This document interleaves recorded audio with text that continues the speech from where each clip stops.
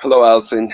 For your feedback for LE3, I decided that I was going to use one of my favorite Google extensions for creating videos called Screencastify. It definitely takes a lot more work, but I believe that students value the more personal touch that these types of video feedbacks can provide. So please bear with me. I'm going to try to do it in one take. And I apologize for any background noise. I just nowhere in my house that I can hide from that construction that is occurring day in and day out. Okay, so let's jump right into it. Um, Here, I'm looking at your summative task on assessment evaluation. Like all of your tasks, it's really apparent that you're putting some time and effort into summarize your learning. This one does a great job of doing it. You demonstrate not only things that we have talked about this Ali, but as well throughout the course.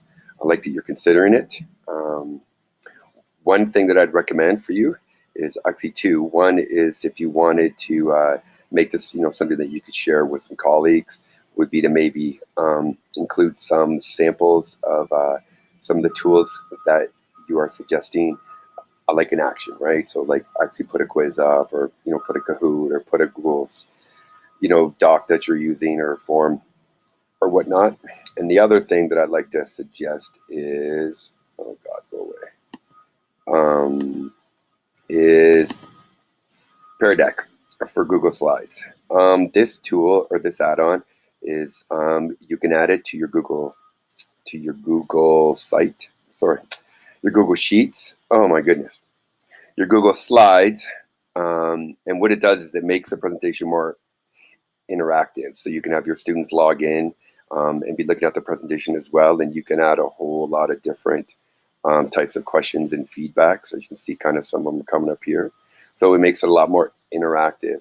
And how you would do that is you would go into here. Oh, I can't. It's on view only. And it's just like any other Google add-on. You just go into the Chrome Store, add it, and it could be a very interactive tool. So it is something that I suggest you take a look at. But again, great task. You really summarize your learning from this module. um, Flipgrid, I wanted to thank you. I know that this isn't always easy for us, but I love that you took the time to contribute to our course Flipgrid. I think that this can be a valuable tool that we can utilize with our students, as through ways in which we might want to post a question and or post like something for the students to reflect on to one another.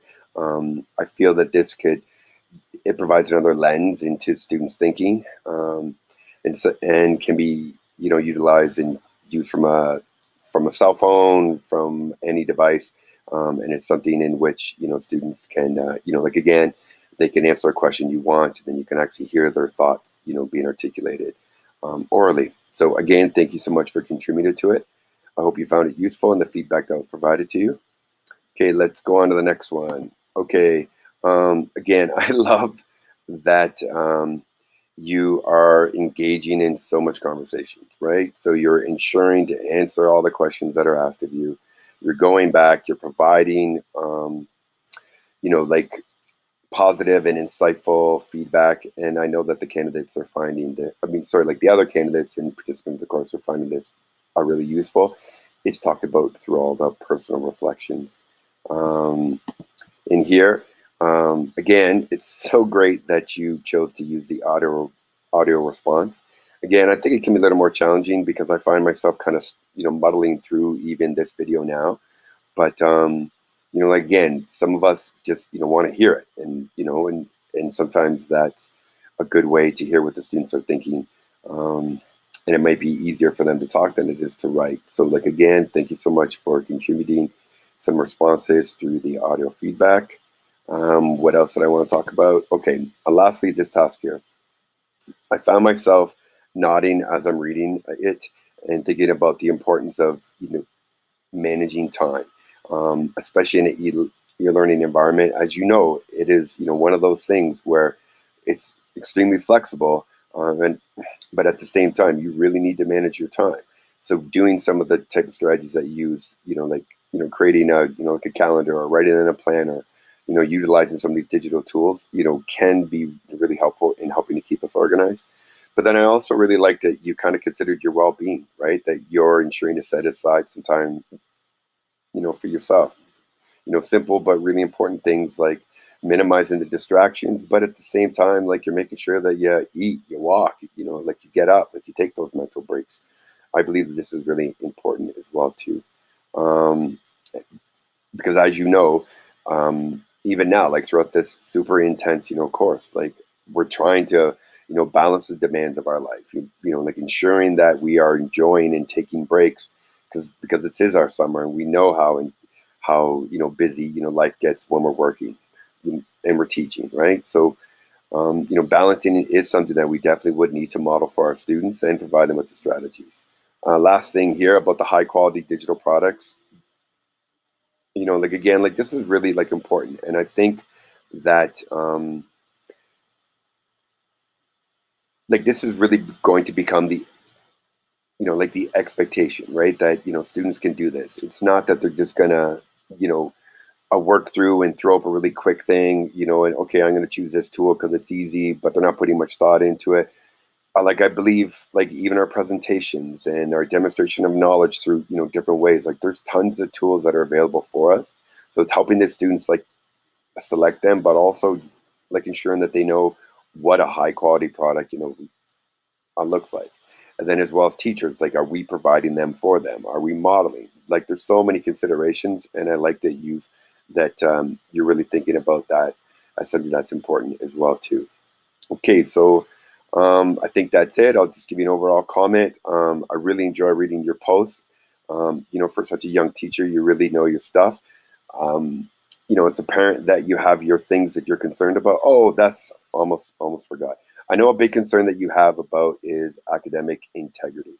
So over the last week, I've been talking and texting and calling just about every high school teacher that I could think of, and a couple things that they said kind of resonated with me. One big one was that all midterms and finals are done in school, right? So they'd actually physically, have to go into the school and write their exams and their midterms just like anyone else.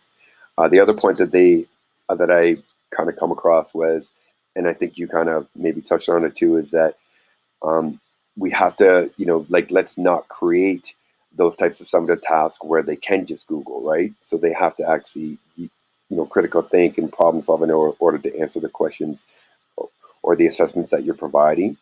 And all the rest of it, my one teacher said it was more like a checklist, right? So they would, like all their quizzes would be more like all formative based, right? And they, and the teacher just kind of check off, okay, yes, they've done this.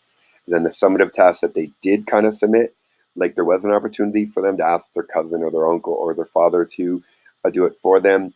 But the weight of all of those types of, tasks were very small. So that the majority of the weight of the course came in the midterm and the final, and that if there was glowing differences in their learning or demonstration of understanding between all the formative and their final, that it would catch up with them at least at that point.